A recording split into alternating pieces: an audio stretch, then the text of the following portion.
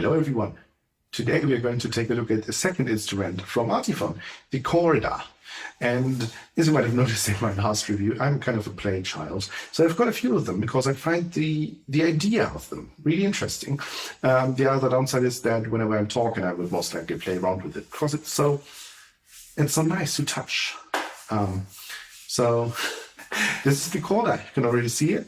It doesn't come with a case, so it's basically unboxed already. It's ready to use, and we will start using it right after the intro.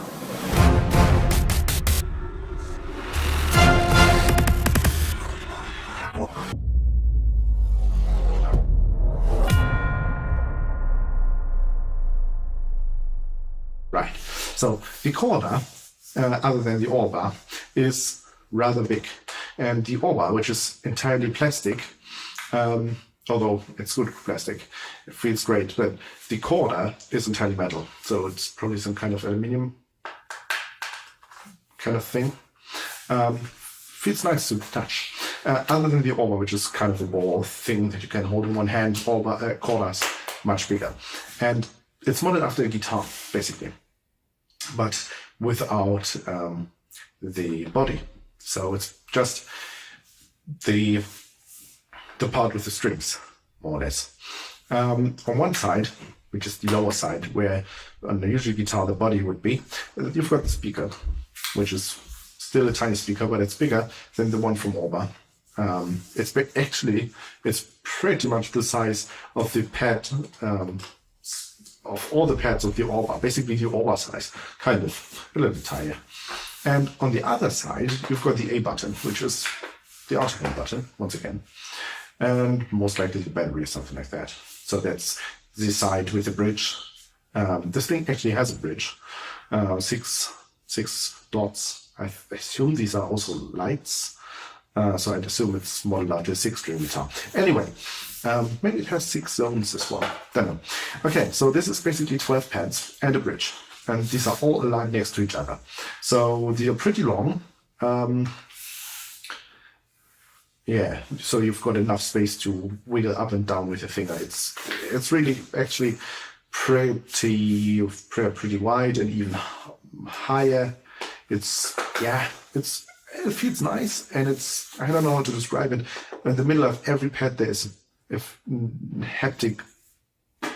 What is this? A point, a dot. Kind of the markers on a computer keyboard, which is made for blind people. Those markers that you know where you have to put your fingers, kind of things. It's in the middle of every pad. I don't know if that's actually a light or not, but it feels like it could be a light that most likely lights up if you have to do something with the note or the pad or whatever. On the right side, which is the side where the E button is, you also got the USB-C connector again, and the headphone jack, and on the other side you've got on-off, and you get volume up and down. And this thing is also Bluetooth powered, so that's in there as well.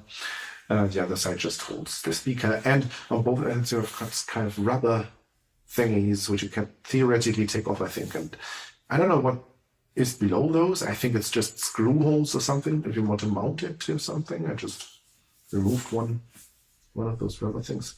I think it's either for opening it or for screwing it into a rack or whatever, I don't know. So the length is roughly the width of my shoulders. Yeah, basically.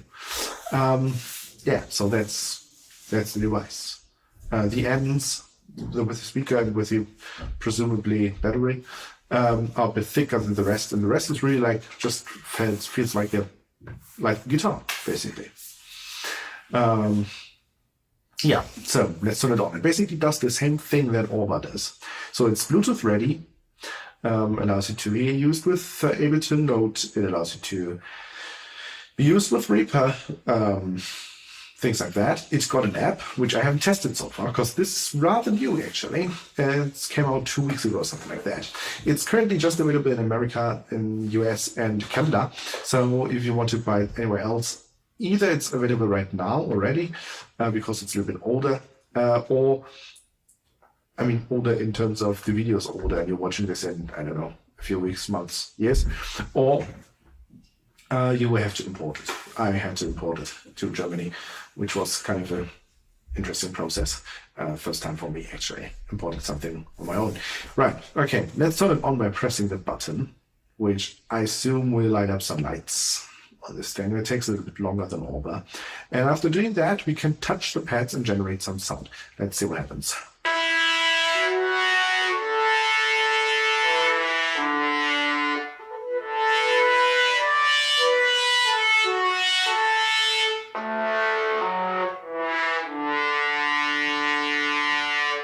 So the first thing that comes to mind is on Orba we had 8 pads and we had this press the A button or hold the A button and press one of the pads to get additional features. We've got the same thing on the Corda as well, but because we've got more pads, we obviously have more room for features, and that's what they thought as well. So what can we do with those pads? We can tap them.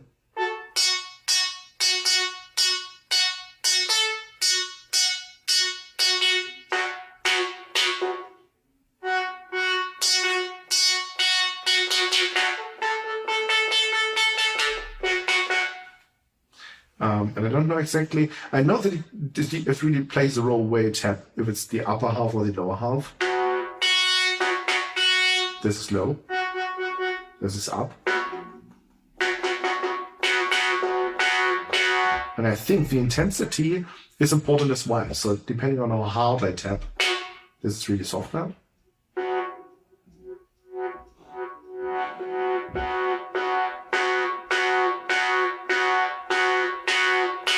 I roughly tapped the same position, but I started to tap it more intense, which made the attack harder, right?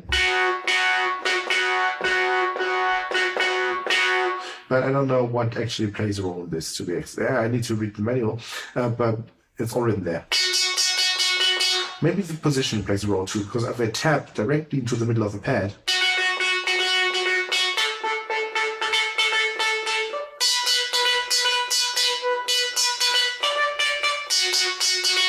I get a pretty harsh attack, right? But if I tap the lower end,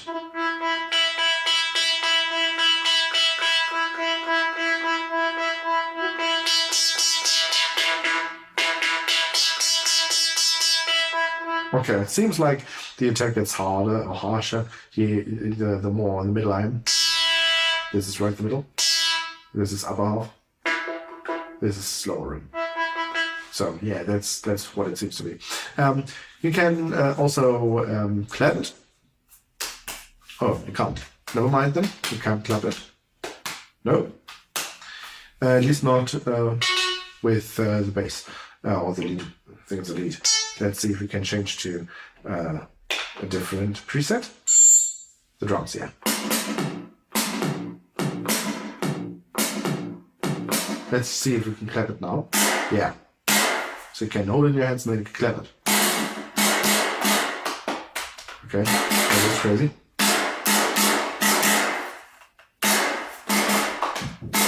Yeah, so you can clap it. Okay, that's fine. So you can clap it, kind of similar to Orba. The only thing that you cannot do is it's not shaker sensitive. So you cannot wiggle it around. Or do we have a shaker? I want to. Would that be the shaker? Yeah. Never mind. No. No. Yeah.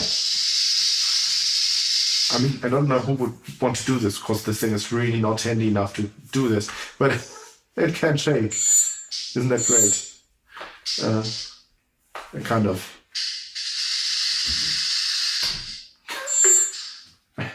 I don't know. Yeah. I guess. Yeah. Yeah, it's the only way that can do it. So here's the thing. You've got the bridge, which is in the other pads, obviously one pad for one note, right? And the bridge is actually separated in 6 different sections, I think, which is why you've got 6 different lights or whatever this is on this thing. And you can slide your finger up and down. That's why I said it's basically, I think the idea is it's modeled after a 6-string guitar. So I don't know how this works. I know that if you've got, let's see, if you have an instrument that is like this, the bass, If you've got an instrument that is a tonal instrument, let's see chords.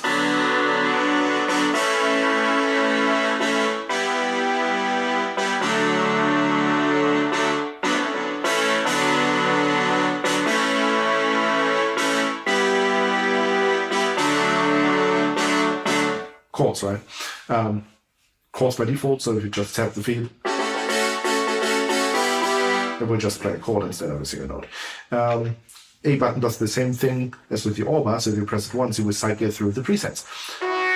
Okay, so if you now touch this, and then we've got the bridge, and we can use the bridge to play chords, actually. That's pretty interesting. I don't know how this works exactly.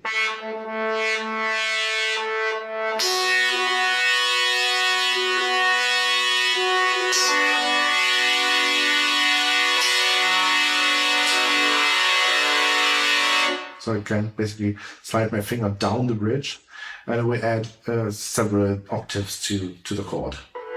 So this is just tapping the pad, and then I tap the uppermost, whatever it is on the bridge, and then I slide my finger down.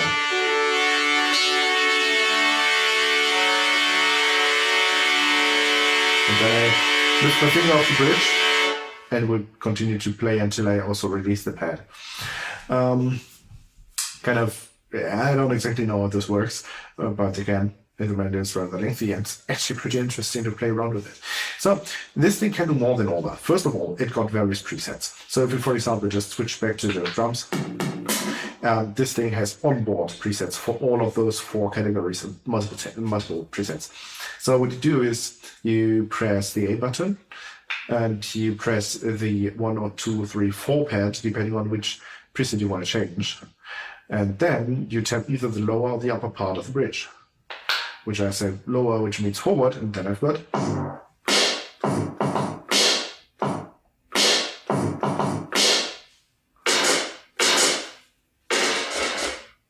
Yeah.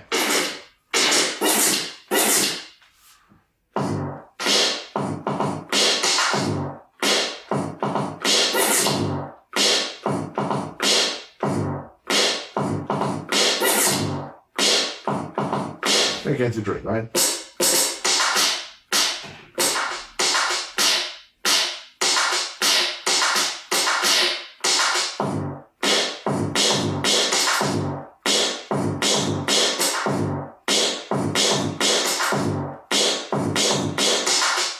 So you get the idea.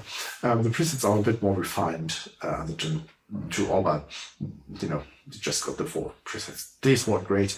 However, we've got a whole load of presets on this thing.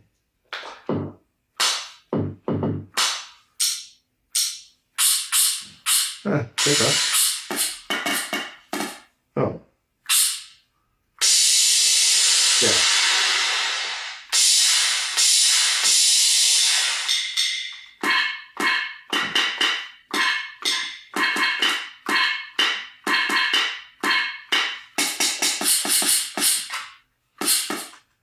Yeah, just trying to play this thing. So let's see some other, just for demonstration, right? See some different bass here. Bass I said.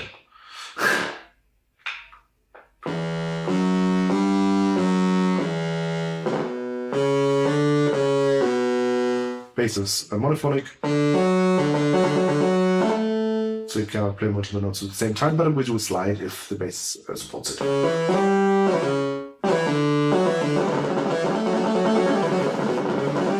It would get confused if you played like a piano with. Actually pretty interesting. I just think the speaker can't hold up. Anyway, now here's a nice thing. Corda has, in addition to Orba, which didn't have an arpeggiator, Corda has. So this is fret 1, 2, 3, 4, 5, and 6. And I think 6 is the arpeggiator. So let's press A and 6 and play on.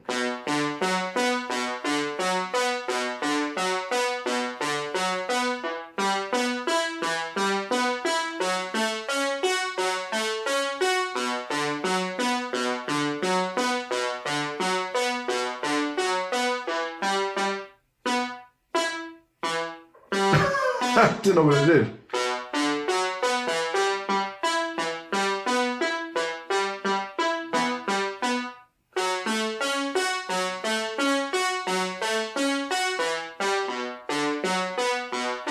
Yeah, so basically you can turn on an arpeggiator which turns chords into arpeggiated notes, and if you just continue to delete and turn on an arpeggiator for that one, it will just make short notes, or if you play multiple,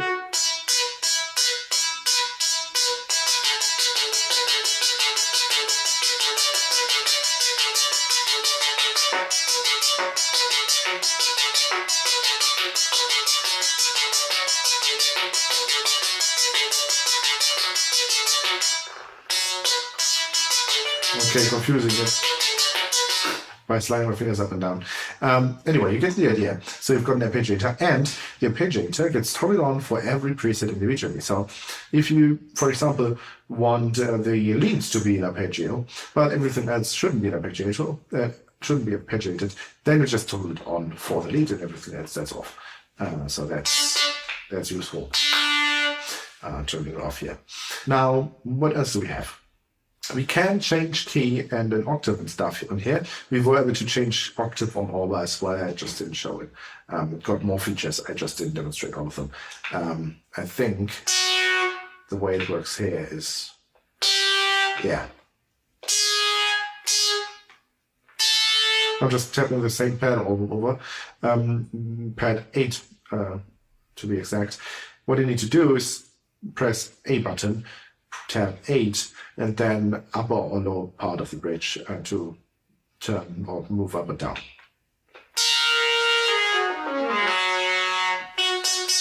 Okay, so this is how it works. And you can set key and scale via some kind of configuration on this device this time. So you don't need the app for this. And I have to say, I don't know how accessible the app really is. It's a new one. It's a totally different run from the Orba one. I just haven't tried it so far. Okay, now here is the Mastodon stuff. Let's see. Ooh, some old recordings. I want to delete that. Can I please? Yeah, I think I removed it. Let's try. Okay. Yep, that seems to be gone. Let's see if we can play something. Just for demonstration.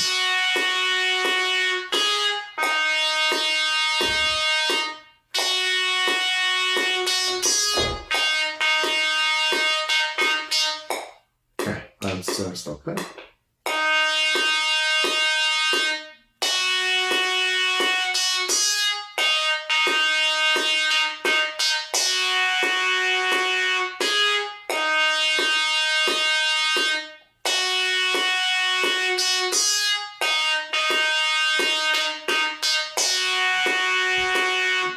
So it automatically recognizes how long my loop actually is, and it, yeah, basically repeats it as often as where I actually stopped playing it, right? So you could now, as with OS 2, I could just switch over to whichever preset I want, drums, and I could just continue and overdub.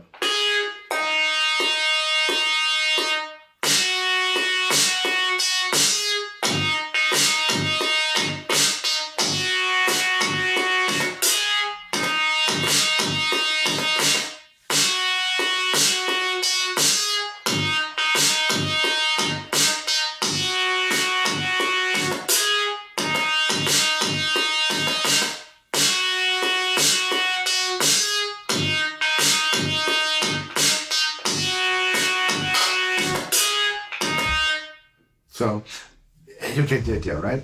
You could now play some bass. You can also toggle the presets individually again. So we could, for example, say that we want to have a different bass. And now record this one on top.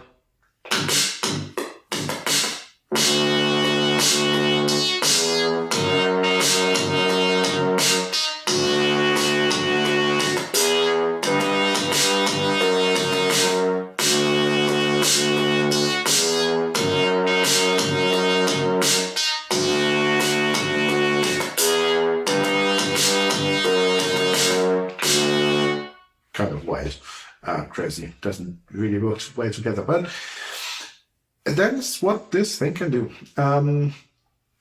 There's more to it. Other than the Orba, which just can store one loop at a time, this can actually hold songs. So you can, if you like the idea, but you want to continue working on this different time because you now got a different idea, you can just switch to the next free slot preset, song preset slot. Basically, that's the word I was looking for. And can start recording something new from there while they're recording or remembering the old one. So that is in here as well. Pretty useful shit, so to speak. What else do we have? I think that's almost it. It's same thing as with your Orba. The only difference is the price tag. This device costs $200, almost exactly.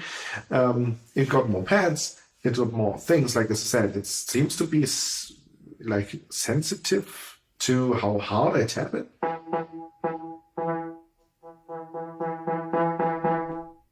It can wiggle. Oh, didn't show you that. Just like with the Orba, where you tap to the inner circle, which get quiet, and outer circle would get louder. This one has some wiggle room as well.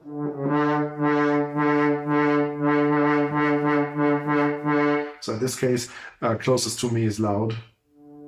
No, farthest away is loud. And closest to me is quiet. And wiggling up and down.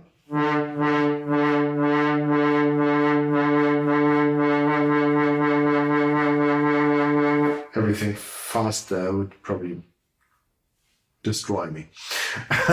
Anyway, so that's possible. If you shake it, you would get a... So I'm not moving my finger, I'm just moving the Corda now. Just shaking it. Yeah, sometimes I can't hold my finger properly. But as I said, the great thing is, all of this is MIDI. So if you want to use all those sensors and whatever for playing MIDI into whatever DAW you're using, feel free. I don't have a clap instrument. Oh, here's the shaker. Great. So I can clap it.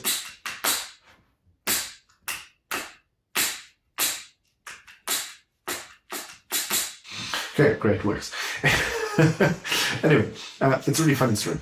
It's expensive. It's full metal, so thanks to the casing being metal, that explains why it's so expensive compared to the all plastic Orba, which still felt great, and it's big. It's better plastics with rubber stuff, and it just feels great. But this is all metal, and that's most likely one reason why this has the price tag it has. The A button, however, is really clicky on this thing, as you might have noticed. I don't like the A button that much on this thing. Orba's was better. It also got haptic feedback, so whenever I tap something, the thing will start to vibrate. However, the Orba's vibration was worse than the Corda one. So the Orba, whenever you tap something, it was heavily vibrating. You could definitely feel it, which is great, but it also started to make sounds and noises. I don't know if it was intentional, but with this thing, Corda, it's more like a smartphone vibrating. It's really soft. And I think it's partially induced by the actual movement, the pressure that you put onto this thing when you tap it, the tension. And yeah, still got the Arpeggiator on. So yeah, better build quality. It's got more features. It's got more pads to work with. You can either use it for more drums. You've got 12 keys, so that's basically a possibility to play an entire scale. I think you can set it to chromatic and just play like a keyboard, kind of, if you want to, but a keyboard with just 12 keys, rather large keys, actually. As with the Orba, I think they, again, managed to design an instrument which is really intuitive to play, but it's hard to master like every instrument. And it's really just fun. Sometimes I just pick it up, start it, and see which presets I can find, because it's so intuitive and so nice. You can play it either as a keyboard, like I did in front of me, and then use both hands to just tap different pads, or you can hold it like a guitar, actually, and play it with one hand while holding the other, I think, or with both hands, actually. Basically upside down,